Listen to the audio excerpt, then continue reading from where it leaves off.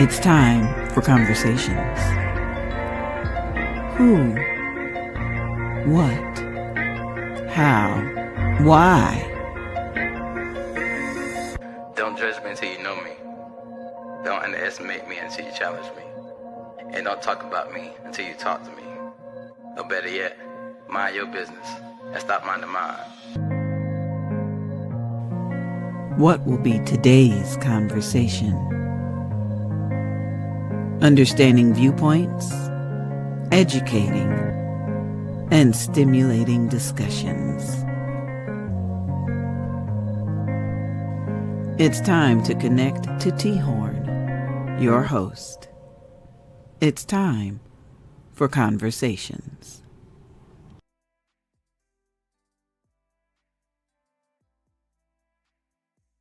Hey, what's good, everybody?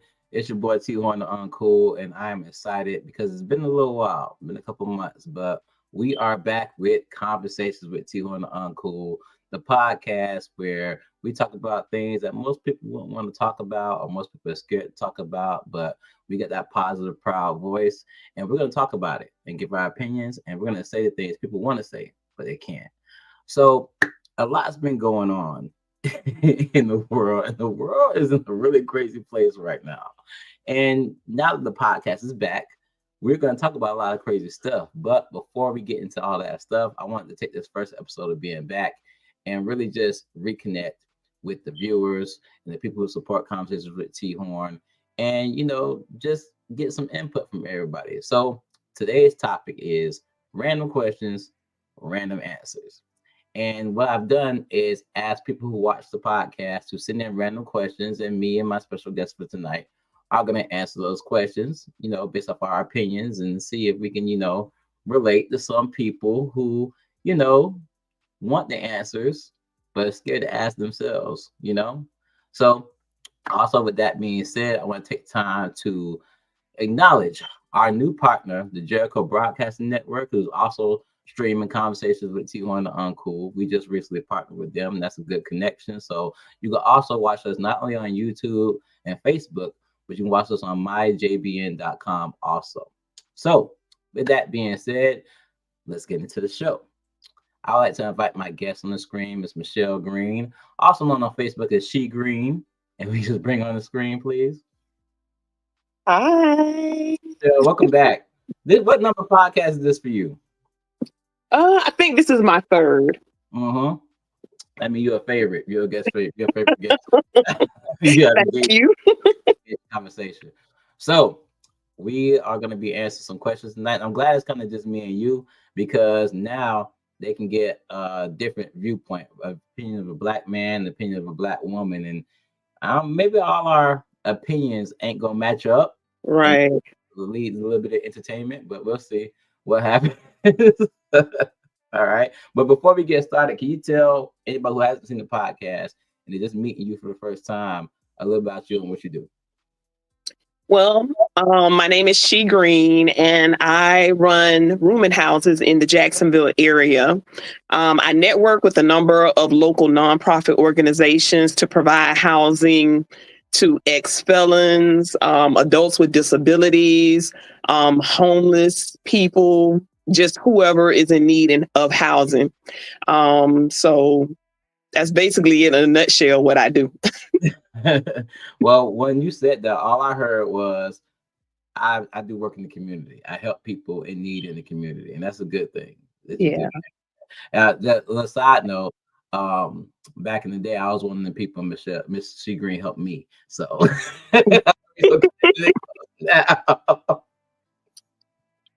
best tenant I have ever had.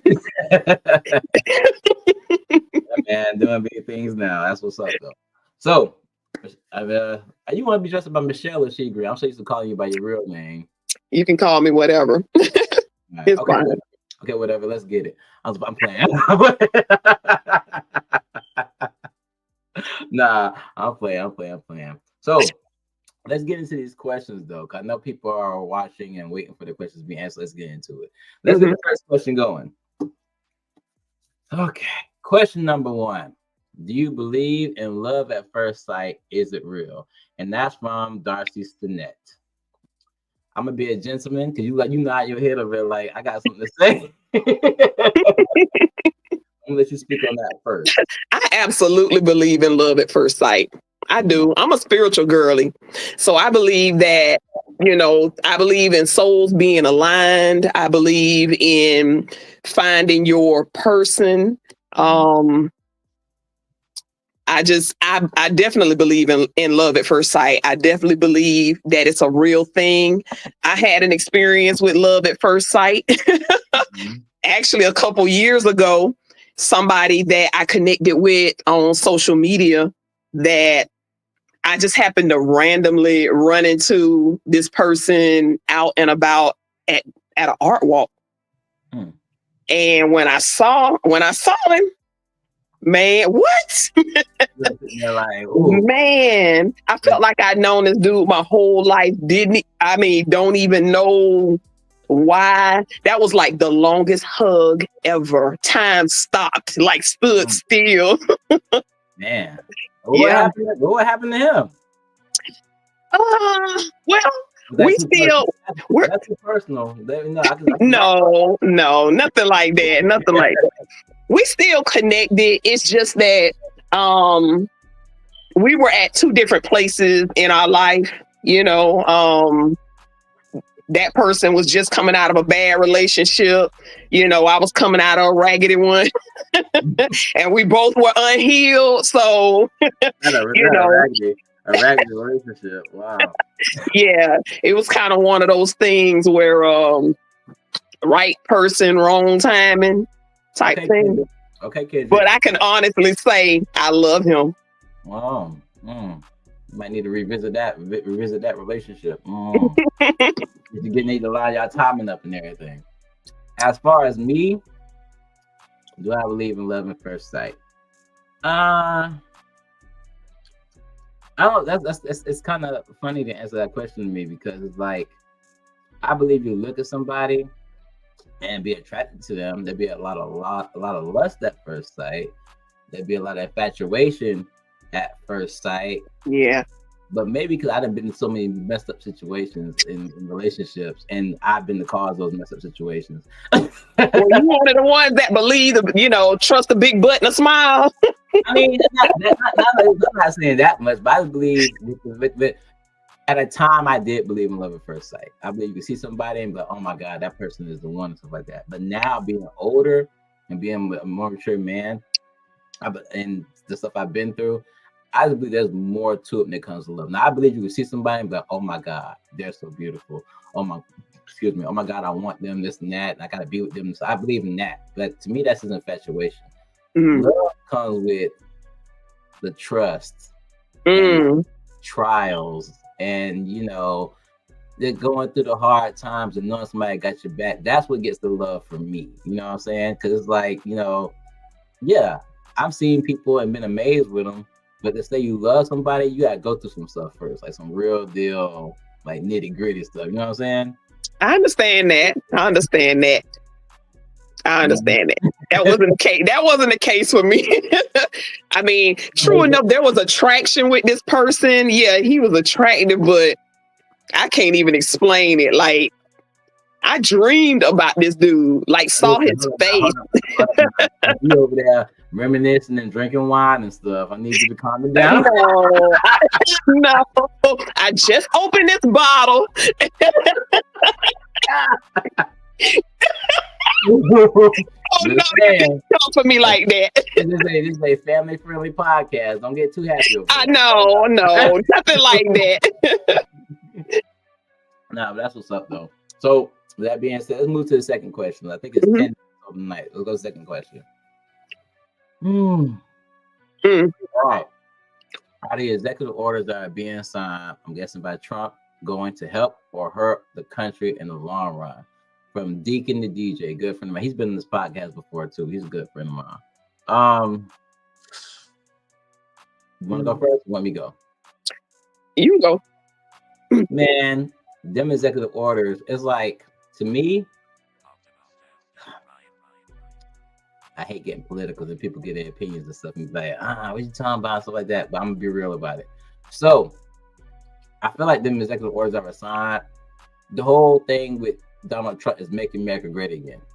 That's what he's preaching. The MAGA thing. That's his slogan that he's going with.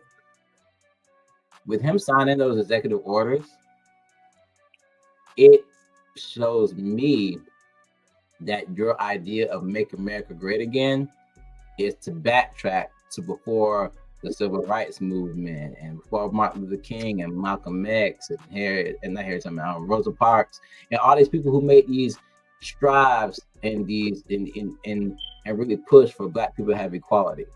Not just Black people, but any race outside of the white man. Because even the executive orders that are being put in place are not only attacking Black people, they're attacking people of different races, like the Hispanics and the Indians and everything.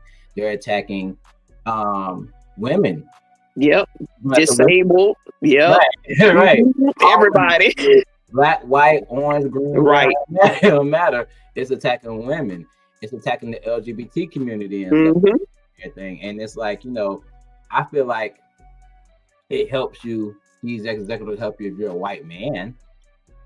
Yeah, that. But this country isn't made up of white men. This country is the most culturally and racially diverse country in the world, I would believe. And we have a lot of people who these executive orders are going to affect in a negative way. So for me, it's a hurt thing and it's a control thing. And that it's to the point now where the country has got so diverse. And when I say diverse, people confuse diverse with divided. I'm not saying diverse. Right. There's a variety of different people, beautiful cultures, beautiful ideas and thoughts and everything like that, to the point where Trump and any other person who has the same ideals as Trump feels like we're becoming the minority now. So in order to stop that, let me sign these executive orders and try to put things back like it was when we were in control. And that's my 2 cents on it. My 2 cents is the fact that all those things that he is trying to undo, the fact that they were there in the first place, that they were needed in the first place, just for us to be able to have an even playing field. Right. I mean, I don't know. I also firmly believe that everything happens just as it's supposed to. I don't believe that nothing happens by accident. I believe that everything is divinely orchestrated. And no matter what direction this country is headed in, I just firmly believe it was supposed to happen that way. That's a very different take on it, because I mean, I've heard people say that before, and the people I've heard say that are people are like, well, this is in the Bible, and you just trust God, stuff like that. And so sometimes I'd be like, I'm not saying anything against the Bible or anything like that, but sometimes people lean, I don't know. The Bible says, and I'm paraphrasing when I say this, lean not unto thine own understanding, right? People have a habit of taking the Bible to be literally everything else, and that's not really what it means. And right. That. Whole nother conversation we can go ahead. Right. I'm with you on that.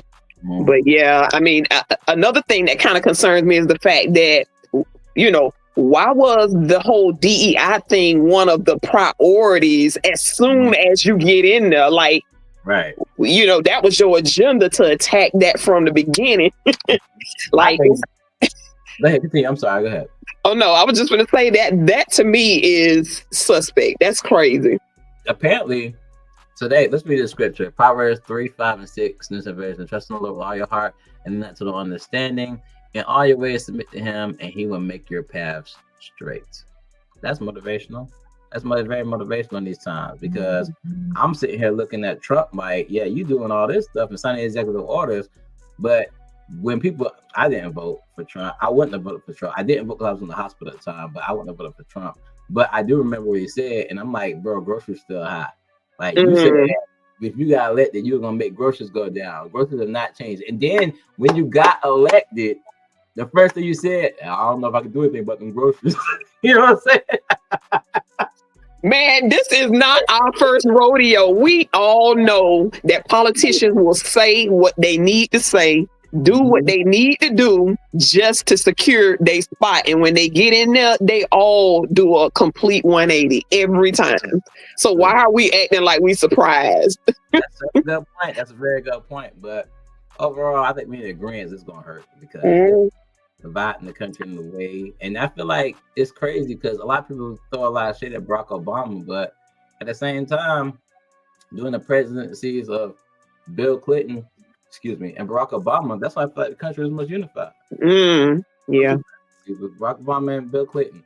But I think my biggest thing with this whole executive order stuff and the changes that are coming down the pipeline, my biggest thing is I sit back and I see the Black community like so distracted by social media, by the Kendrick Lamar, Drake BS. Like there's my people are so informed on celebrity BS that really I think ain't nothing but propaganda to distract people while, other stuff going on in the background. The Black community is not, as a whole, is not as informed on political issues as they should be. And the stuff that's going to be rolling down the pipeline that's going to directly impact our people, our communities, our neighborhoods, our finances, our livelihoods, like just so out of the loop. I mean, really. I could go on and on, but I'm gonna just say this. On social media, I'm part of a group where these people are like moving out to the country. They becoming self-sufficient, like livestock. They are, making their own laundry detergent. They doing it all to become self-sufficient because they are paying attention to what's happening. But look at our people. We standing in line for Jordans and junk that we done caught the bus to go get. I feel you. I 100%. But I gotta say this too. Them retro ones do be nice though. Oh my God. Not you too. Not you too. No. I'm just joking. I would never stand in the line. Well, I wouldn't stand in the line. I'm cheap. I would rather somebody else buy the joke on me. Well, I almost choked you. So somebody buy me a pair of Jordans is one thing, but I would never go out and buy a pair of Jordans myself. That's just me. Yeah. But let's go. Third question. How do you handle? Oh, dang it. How do you handle a bitter ex-wife? We're gonna say ex-wife and husband who keeps acting a donkey every time you or your spouse encounters them. That was from Lisa Chapman Barkley. So, can I go? Yes, please do. Yeah, because you know my situations. I've been more than once. Subject matter expert. Right. Let me get my expert opinion here. Dang. So, my first mile wants to say this. Ron DeSantis, governor of Florida, has made it legal for you to get a gun and not have a license. I'm gonna start with that. No, I'm not gonna start with that because you know what? I was waiting to see where you was gonna take that. I'm gonna leave that alone. No, I'm serious though. My experience personally. For those who don't know me personally, I do have a good number of children that I take care of. I have 6 children of my own that are blood and 3 stepchildren. So I work with 9 kids and stuff like that. So there are a lot of situations where you gotta deal with the mothers of my children, and me and my wife have been in some situation where it's like, oh, we ain't gotta do all that and everything. Now though, even though they still have their ways, my relationships with my kids' mothers are actually pretty good. And the reason being is because they're gonna act a donkey, they're gonna act a fool and this and that and everything. But for me, what worked for me, and this is for me, but I think it helped other people, I kept my composure. Yes. Example how you're supposed to be, because I didn't have my baby mamas call me out of my names so many times, talk about how a terrible father I am, even though I'm like the greatest dad compared to a lot of people out here. How I need to do better by my children, or they'll be going through something and want to take it out on me because they're going through something. I'm the easiest punch back. I'm not going to punch you back because of the simple fact that when it comes to certain situations, I do believe in turning the other cheek and lead by example and stuff like that. So it took years. But each one of my baby mamas that has come at me crazy in the past, come my wife crazy in the past, has always come to me and be like, you know what? One thing I can say about you, Terrence, is that even though I done called your name, I done drug your name through the mud, I done talked about you to everybody, I done disrespected you, I done did this and everything, you never broke your composure. You always said, man, you never called my name, you never disrespected me. You may have argued with me a little here and there to defend yourself, but at the same time, you always kept it cool. And with time over the years, it just showed them like, she's not the immature one, I am, and I need to change that. You know, that's not gonna happen with everybody. That was just my situation. Sometimes it get crazy. You got to get the law involved and stuff like that and everything. Yeah. You do take advantage of that wrong defensive thing, get you a gun and handle some business. I'm not gonna lie to you. Oh my God! Stop with the gun. I'm not gonna lie to you. Okay, take the gun out of the equation. Sometimes you just got to put them hands on somebody. No. So listen, I'm the nice one. My wife is right. Okay, what's the phrase? F around and find out. Sometimes that's what it gotta be. Sometimes you gotta put them hands on people and show them like, I ain't the one, and I ain't the 2, and I ain't the 3, and I ain't the 4. Go to 5, 6, 7, 8, 9, 10. Wow, you are wow. Those are some situations. My situation, thank God, with me being raised where I was and just having a sense of confidence and assurance in myself, I didn't have to go that route. I just said, hey, you don't want to be in stupid, not me. And eventually, and not only that, I'm sorry to take long with this question, but no, you good. The kids see that. Yes. The kids, they realize, like, I had so many conversations with my son where my son is 13 now, and he remembers stuff back when he was 3, and he has personally been like, Dad, I remember my mama did this to you and stuff like that, and you didn't do nothing. Or I remember and I'm like, you gotta think about the example you're being to your children too. Right. Person, you can't see it because your child sees everything you do. It takes them like a sponge. That's why so many children grow up and are like, getting in domestic situations or, arguing with their spouses and this and that, and because they've seen it all their lives growing up. And about one of my baby mamas, her thing was, she realized the example she was sitting in front of our son, and she was like, I don't want our son to see that. So better. You know what I mean? So Right. Yeah, you definitely don't want your kids to see you model toxicity and to think that that's the norm, So I'm with you on that. Definitely.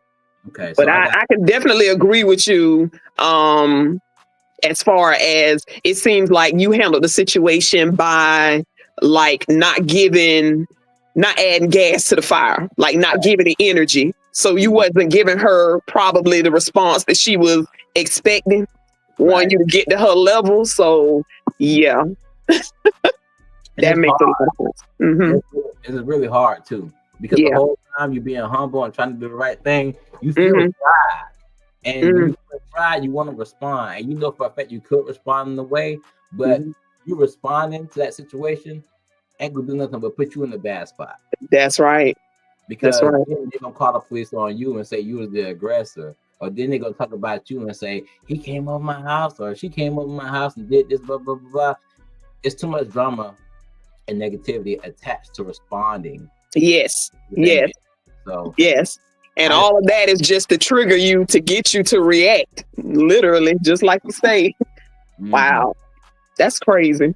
Right. So we got 3 minutes till the break. Let's go ahead and get one more question out the way. Okay. Then we hit it after when we come back. All right. I argue this one online with them people. I'll be all in the comments. Yeah. Oh, Yeah. Monica Moody McLean asked, when washing, do you think there is really a difference between washing with your hand, a washcloth, or a loofah? Excuse my language, but hell yeah, that difference. Oh my God. Man, listen, I heard the story about people getting in the shower and just taking the bar of soap in their hand and wiping it on and stuff like that and everything. Man, I thought it was only in the movies, Terrence. You know, No, people do that in real life. Like, what you doing? You glazing? You glazing the soap? you said glazing. Use that. I gotta use that. Not glazing. Literally. Right. You adding another layer to your body. What are you doing? No friction. You just glossing over. You said the right word too. Friction. Friction. In order to Friction. friction. I need to feel a little scratch on my body and that dirt coming up off me and stuff like that. You know, me personally, I'm a loofah man, and I use a rag for my face because my face is tender. I don't want to be scrubbing my face and stuff like that. Mhm. But yeah, man. So yeah, washcloth. Okay, so listen. For me, hand is a no-no. Washcloth is mid-tier, and loofah, that's where you want to be. That loofah can get in there and scrub that skin like it's supposed to, and get all that dirt and that dead skin and stuff off your body and stuff like that. And I feel like people who just wash their hands in the bar, something is dirty. My whole thing is, if you washing your whole body without a loofah or washcloth, just the bar of soap, like you. How you cleaning your crevice? You know, like that's nasty.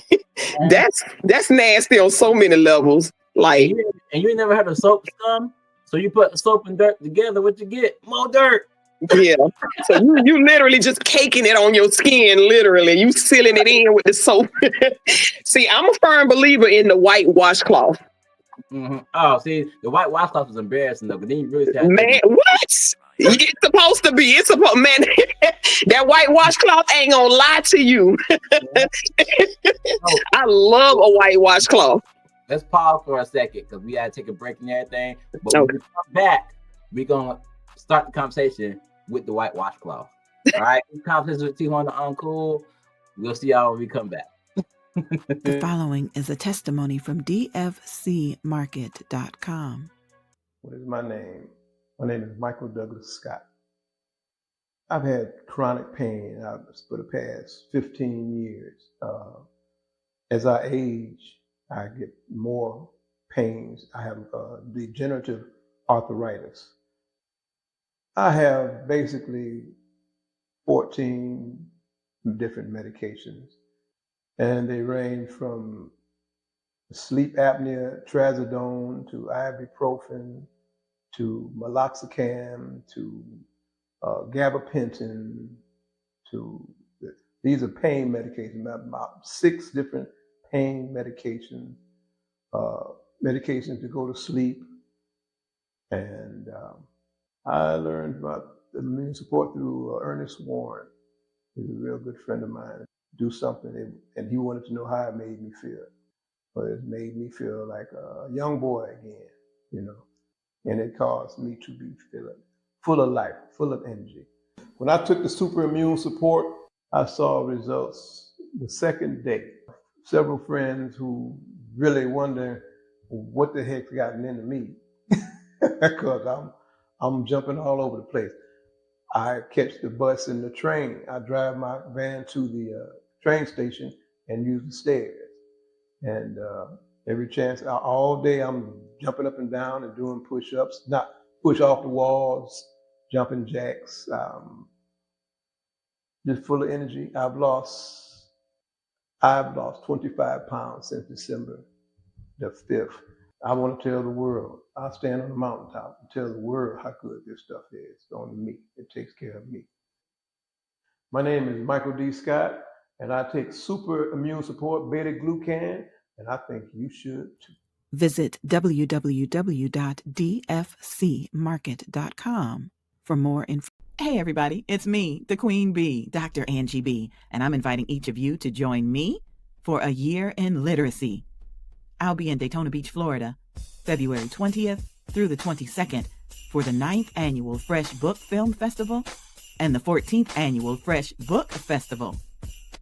Join me February 20th at the Museum of Arts and Science, 352 South Nova Road, and the 2-day Fresh Book Festival at 925 George W. Ingram Boulevard in the beautiful city of Daytona Beach, Florida. Come out and meet authors, publishers, producers, on-air radio personalities, and more. Get your tickets at freshbookfestivals.net. Follow Fresh Book Fest on Facebook or send an email to freshbookfestivals@gmail.com. It's a year in literacy. You don't want to miss it.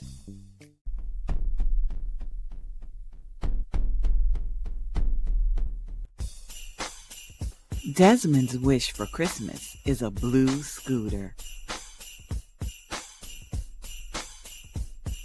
He goes to bed early Christmas Eve, hoping that when he wakes up on Christmas Day, his wish has come true. The newest children's book from author Avalon S. Brown. Connect with the author on Instagram, author Avalon S. Desmond's Wish by author Avalon S. Brown. Now available. The Precious Petals of God, an anthology presented by visionary Diana C. Hill and a collection of anointed authors. Don't let this day go by without capturing a copy for yourself and secure another copy for someone else. An eclectic collection of stories symbolizing the flowers, the women of the Bible, and the authors. Contact any of the co-authors to purchase your copy, or purchase your copy on Amazon, and be sure to write a review. The Precious Petals of God, an anthology published by NGB Productions and presented by visionary Diana C. Hill. We can help you put the pieces together. Audiobooks, flyers, commercials, and more. NGB Productions on Facebook. Yo, welcome back to Conversations with T-Horne the Uncool. I am T-Horne the Uncool. And we gotta get back into this conversation because we are answering these questions. And some of these questions are serious. Some of these questions are impactful. And some of these questions are silly, you know? And the last question we had was kind of like serious and silly at the same time. If we could bring question 4 back on the screen. When washing, do you think there is really a difference between washing with your hand, a washcloth, or a loofah? And my guest, She Green, was saying something about the power of having a white rag. So we can bring She Green back on the screen. Absolutely. So the white rag. Let's talk about the white rag real quick. Mm-hmm. So I stay away from the white rag because I know for a fact, through the day, with the sweat and the dirt and all that stuff, it can get really bad. And I don't want to see that. I'm just going to clean myself extra good and know. Because I'm big on hygiene and stuff like that. But I'm going to tell you what's messed up with a white rag. Them hotels ain't got no shame. Them hotels always hit you with a white rag and white towel. And when you see that stuff, I just imagine that the cleaning people who clean the hotels be judging us so hard. Because when they come and get them towels at your hotel room, like, look at all this brown on this white rag. Like, You already know. You already know. I get to hear about it too, because one of the local hotels actually donate towels and washcloths and linens to my rooming houses. Oh, so you get that, yeah. Yeah, so they talk a lot of trash. So you're right. this. Let me ask you this. Let me ask you this. So they donate to rooming houses. I know sometimes you got to evict people and you have to help people transition on, and sometimes stuff like everything. And you do a lot of cleaning up the houses. How many white rags have you come across that weren't white no more? Yeah. I have never come across a white rag. They be gray. They be gray. They be crunchy. Man, they be ready for the hazmat suit. The stiff rag, the rag that you use to wash with, and you get all the stuff out and the dirt out, and it be stiff in that one position. It'd be like the rag be like this. That rag be. Oh my God. Yeah. That's crazy. Yes. But Yeah. Bianca Moon McLean, when you watch this, yes, there is a difference. Yeah, use a loofah and use a rag. Don't wash with your hands. Yeah, I honestly believe that you can't get clean. You can't effectively clean your skin without friction. And I'm sorry, you glazing over with glazing over your skin with just the soap is not. No, you need friction. Now that's when you need those who wash with just the bar soap in their hand, they need to go behind themselves with a white rag. You know, right when you think you clean, the white washcloth is not gonna lie to you. that white wash rag is like that. When the police use that black light. Wow, I swear. Man, you see some things you ain't never seen before. While you up there, while you getting all out the shower and jump, I'm zestfully clean. The white rag has determined that was a lie. No, it's like the commercials that say, I'm zestfully clean. Then the white rag should come in and say, let's test, let me see. Literally. I'm telling you, it will not lie. Let's move on to question 5. All right. Ooh, I like this one. Become a great father without having a father in the home when he was a child. So I do have some input on this, but I think my input wouldn't be too much because I did have my father at home. But I can say this. Let me speak on this standpoint. So I had my father at home, right? But my father was a pastor and a truck driver. So he was always going during the week and stuff like that. And when I saw him, you know, when he came home, my mom had already called him and told him all the stuff me and my sisters did during the week and stuff like that. So he was coming home to be an authority figure and to get rest. So as far as, you know, spending time and blah, blah, blah, blah, blah, and everything like that, I love him for being a provider, being an authority figure, stuff like that and everything. But at the same time, I can speak as far as the spending time frames of not being there. No shots against my dad, because he's a great dad. I love him to death. But okay, let me go from this standpoint. My dad, one Father's Day, came to me and told me he admired me as a father because of the simple fact that he says the way I love on and treat and spend time with my kids, he wished he could have did that with me. Wow. When I became a father, my dad didn't make any mistakes. Let's say that first and foremost. My dad did the best he could with the information he had because his father was in his life. And I can use him as an example too, because my dad, you know, even though my dad and my granddad have a relationship, they weren't in the same home. And my dad, you know, did the best he could. Right. I think that's the answer, honestly. Because even my dad did the best he could, and he was a great dad. He provided. We never wanted for anything. He was an authority figure. But I think one thing I wanted growing up was that cool, like, vibe, like father-son relationship type deal, right? And I want my dad to love on me and stuff like that and everything. That's be the authority figure and the provider and stuff like that. And that's the thing he told me that he was most proud of me about.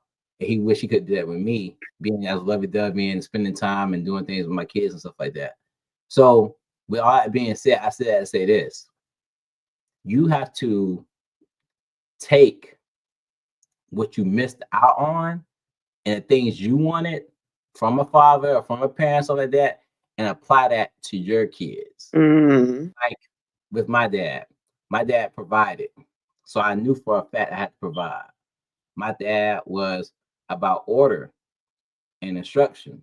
So I know how to be that authority figure to provide order and instruction. But then those are the good qualities my dad had. You know what I'm saying? There's more, but I'm going to focus on those two. So as far as things that were missing, not saying he was flawed, but things that not even say things that are missing, things I wanted. Let's rephrase that. Things I wanted. I wanted, even though a lot of kids act like they don't want it, I wanted the lovey-dovey dad. I want the dad that hugged me, you know what I'm saying, kissed me on the forehead, love you, son, type junk, stuff like that and everything, you know? So when I started having my own kids, I started being that. I took the good qualities my dad had and applied those, and then I applied the qualities I wanted as a kid onto my kids. So that way, my kids don't miss out on nothing. I think if you don't have a father in your house, you can be a good dad. Just be the dad that you wanted your dad to be. Mm-hmm. All right. Mm-hmm. I can agree with that. I love that. I personally believe that there are two different types of men. That I believe that boys turn out to be one of two types of men when they don't have a father in their lives when they're growing up. Either they allow that pain to affect their lives to the point where they are ineffective for any children that they have and when they become adults, or they use that pain to say, you know what, I'm going to do better by my kids. I'm going to be the dad to my kids that I wish I had in my life. So I've kind of seen both sides of the spectrum, and I definitely can respect that. And I've seen you in action. You are a wonderful father. I love literally. I mean, I like their mamas too much sometimes, but I love my kids. Man,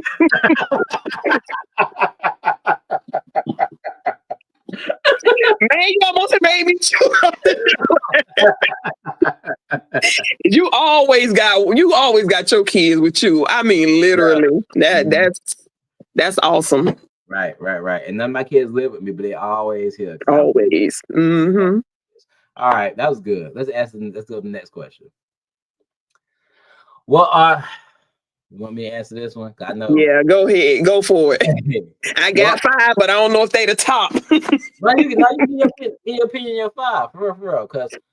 So first of all, the question is, what are the top 5 greatest Marvel movies of all time? And it's funny that the dad question followed, because this question is from my son Tylen. Tylen asked this question, and I was like, okay, so, right. So Michelle, you ain't Marvel inclined, so let's let you go first. What have you seen? First and foremost, let's go. Okay, I've seen Avengers. Okay. I've seen Superman. Wait. Iron Man. Wait, stop. You messing up, because Superman is not a Marvel superhero. See, I told you I don't know nothing about that. See, I see these movies. No, listen, I'll see these movies and I don't know. Man, I can't tell you if it's a Marvel or a Tyler Perry production. All I know is I seen the movie.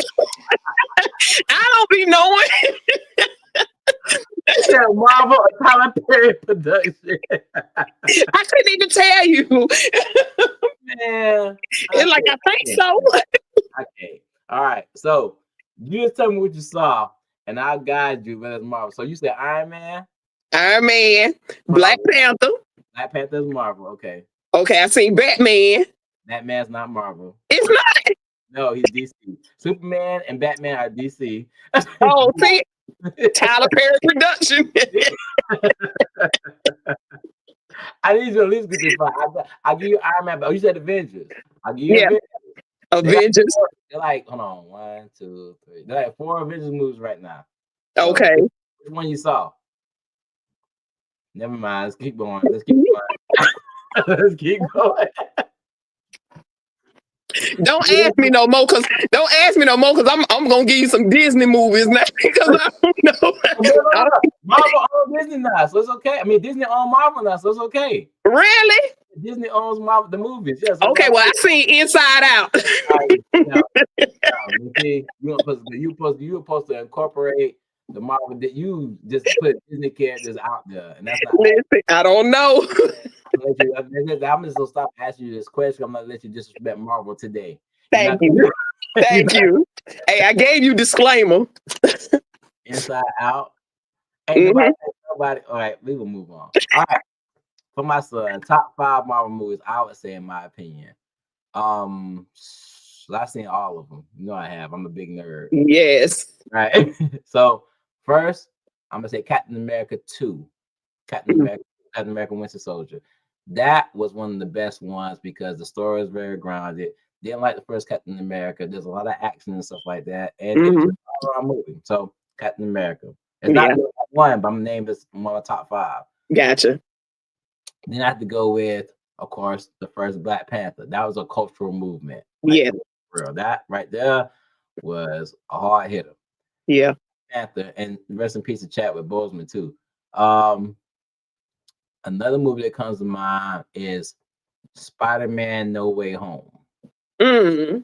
So that's the one where all 3 Spider-Men, Tobey Maguire, Andrew Garfield, and Tom Holland Yeah. came together. And I thought it was really cool to get all the Spider-Man from the multiverse and stuff like that. Right. For fourth one, I gotta say Avengers, Infinity War, Endgame, the ones where they fought Thanos. That was raw. Them 2 movies together, they got the same spot. That was raw. Yeah. And another one that was slept on, and it's funny because me and my wife went to see this. I'm trying to get her into the movies too. But Shang-Chi. People sleep on Shang-Chi. You know what I'm saying? First Asian Marvel superhero. Yeah. That's Yeah. a good movie. That's a good movie. And that was a good movie because I spent that time, me and my wife was dating, and she actually came and bought into my nerdism a little bit. So that was good. It was a good, it was a good movie overall. But honorable mention, Hmm. top, I put in top 5 guys. Honorable mention, Spider-Man Into the Spider-Verse and Spider-Man Across the Spider-Verse, the one with the black Spider-Man, Miles Morales. Yeah. I love them. Yeah. So Yeah. I'm gonna go with them. That was tight. Right. So there you go, son. My top 5 greatest Marvel movies. Okay, next question. What we got? From Nikki Hernandez, should men be leading their household towards God?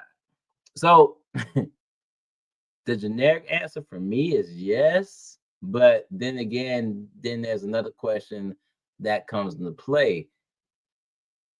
What is your idea of that as a man? What is your idea of what God is? Because some feel like it's the God up in heaven. Some feel like, God is in me, so you should be worshiping and serving me. And it's a lot. Mm. I feel like personally, because I've been a Christian, I've been a Hebrew Israelite, I studied Egyptology and Kemet and all that stuff, just trying to find my way and stuff like that. I believe what a man should be leading their household to is anything that benefits that family and has a positive impact, the greatest positive impact of that family overall. Right. So, because a lot of people don't believe in God, but a lot of people are still thriving and still and prosperous and stuff like that. Nothing against people who believe in God, as I believe in God, but leading people towards God, because I know atheist people who almost multi-millionaires, you know what I'm saying? And they lead their family towards God, but they're still thriving. I believe the universe responds in a way that if you put out positive energy and lead with positive energy, you'll get positive energy back. And you may not see it right at first. You have to go through a lot of trials and stuff like that. But I believe the universe and karma brings back that positive energy. Mm-hmm. The universe is God. Mm-hmm. So, as long as you're leading your family in a positive way, in a positive light, and toward positive goals and stuff like that, God is gonna return that energy to you. It's insane. Same type of energy type deal. Mm-hmm. That's my view on the situation. How you feel about it, Ms. She Green? I definitely agree with you. I personally believe that God is an energy. Mm-hmm. And so I definitely can agree. Now, as far as this question goes, should men be leading their household towards God?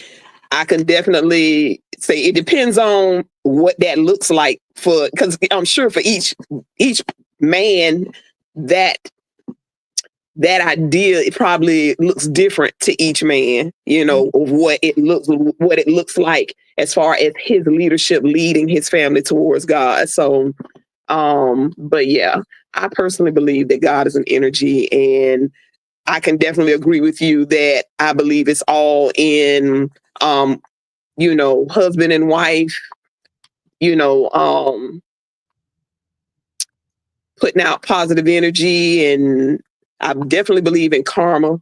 But I believe in, as long as they're leading their household and doing things in the best interest of the family, I believe that, there's prosperity there. I believe that God blesses that.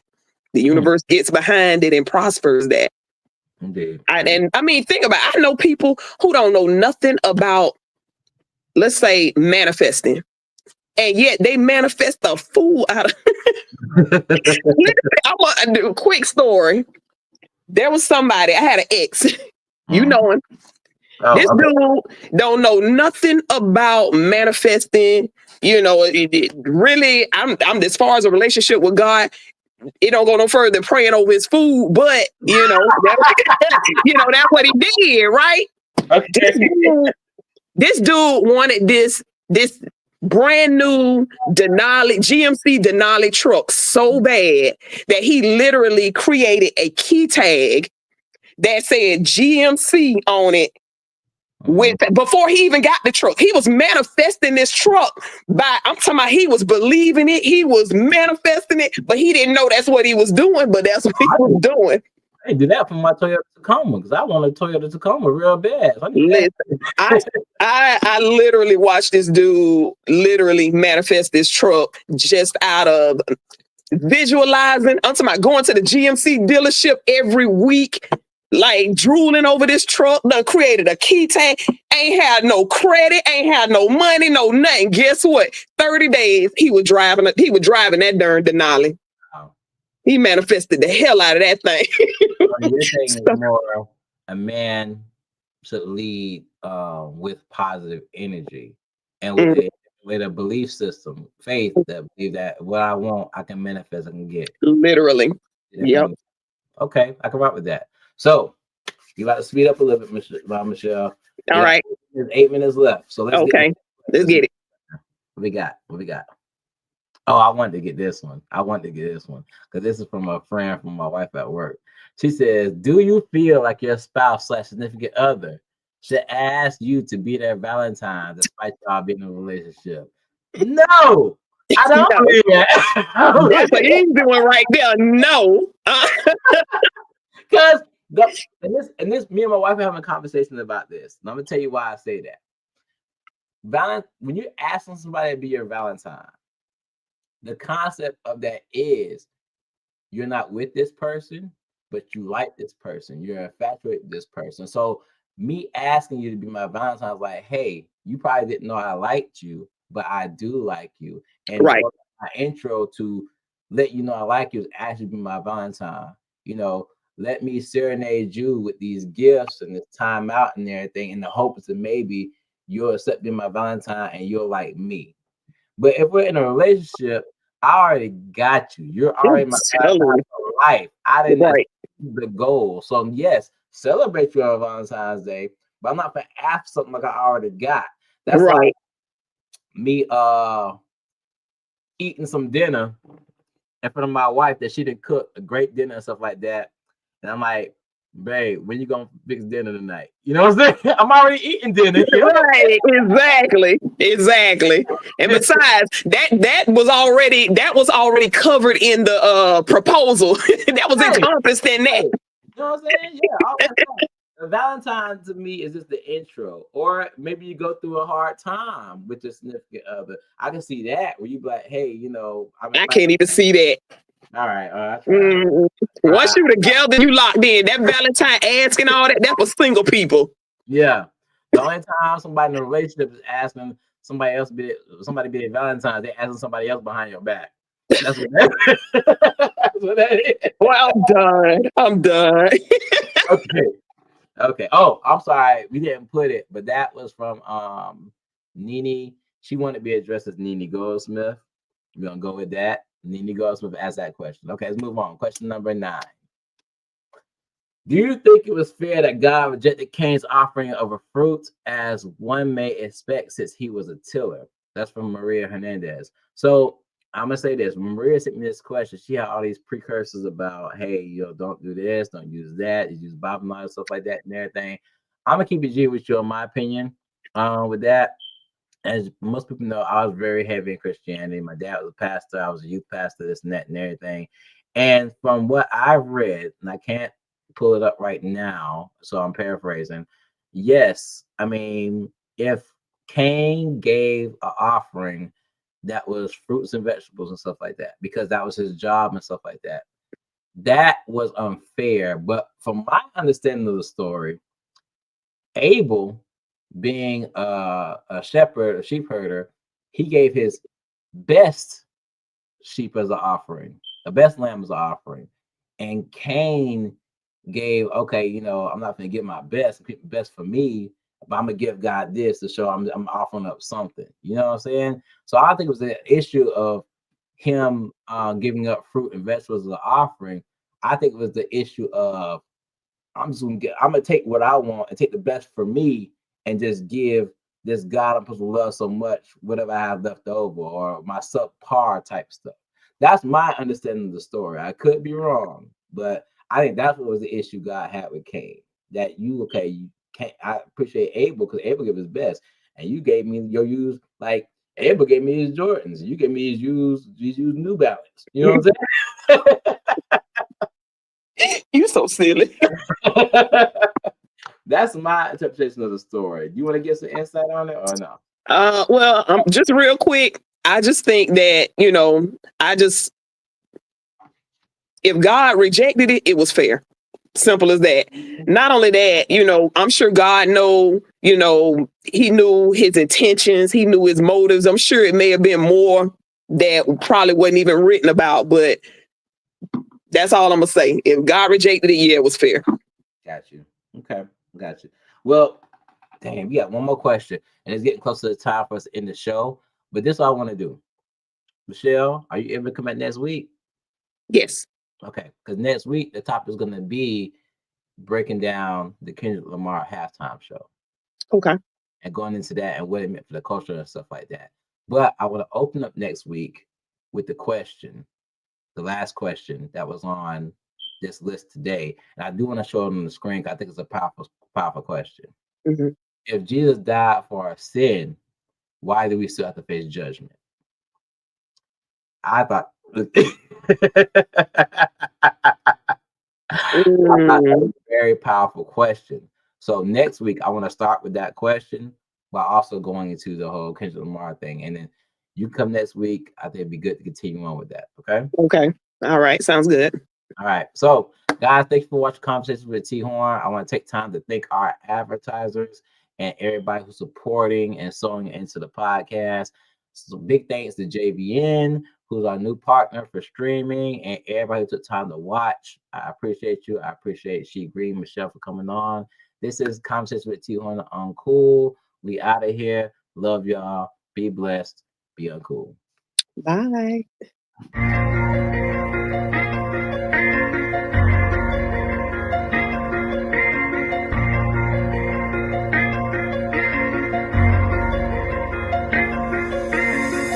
Don't judge me until you know me. Don't underestimate me until you challenge me. And don't talk about me until you talk to me. Or better yet, mind your business and stop minding mine. Yeah, I'm the topic of conversation. Circles talk about me. Yeah, I'm in rotation. I'm the one they talk and then they gossip about. Now it's so hard for them to keep my name out their mouth. Oh, I'm the topic of conversation. Circles talk about me. Yeah, I'm in rotation.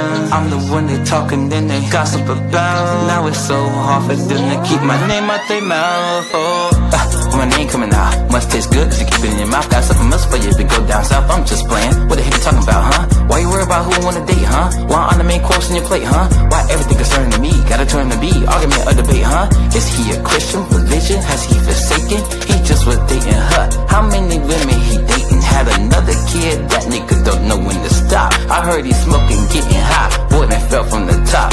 See what I learned. This your concern. This is all about me. Y'all gossiping made me look at y'all like female dolls in heat. But let's make something concrete.